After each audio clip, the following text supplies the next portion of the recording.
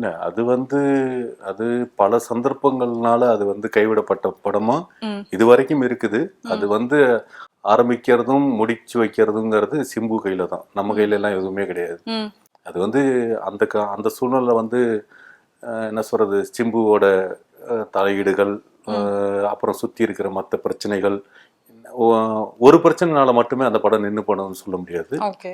ஏகப்பட்ட பிரச்சனைகள். ம் அப்படிங்கிறப்ப அது நிக்க வேண்டிய சூழ்நிலைக்கு ம் இருந்தது. பட் அன்னைக்கு இன்னைக்கு இருக்கிற ஒரு என்ன சொல்றது, ஒரு மெச்சூர்டு அன்னைக்கு இல்லை எனக்கு. ம் இல்லாட்டினா அதை அட்ஜஸ்ட் பண்ணி இருந்திருக்கலாம். ஓகே.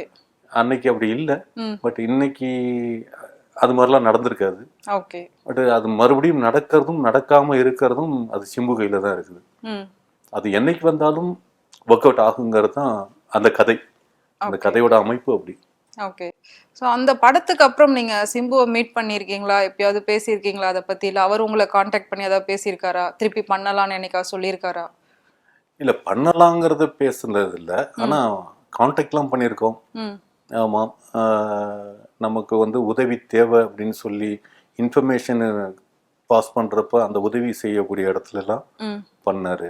ம் ஆமாம். அது அப்புறம் உதவி செஞ்சது ஏன்டா உதவி செஞ்சாங்க அப்படின்னு கொஞ்சம் யோசிக்கிற அளவுக்குலாம் பண்ணாங்க. ஓகே.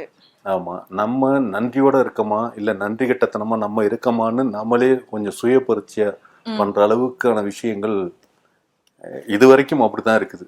அதாவது ஒரு வாய்ப்பானது கிடைச்சிது, ம் அந்த வாய்ப்பு முழுமையாக முடியாதப்ப அது யார் மேலே தப்பு அப்படிங்கிறப்ப அது அவங்க மேலேயா நம்ம மேலேயா அப்படிங்கிறப்ப இரு தரப்புலையும் நம்ம காலை வச்சு மைண்டை வச்சு பார்க்கறதுனால ஓகே. அது எதுவும் சொல்ல முடியல. ம் நல்லவனா கெட்டவனா ஓகே. அப்படின்னா எனக்கு தெரியலன்னு தான் சொல்ல முடியும். ஓகே.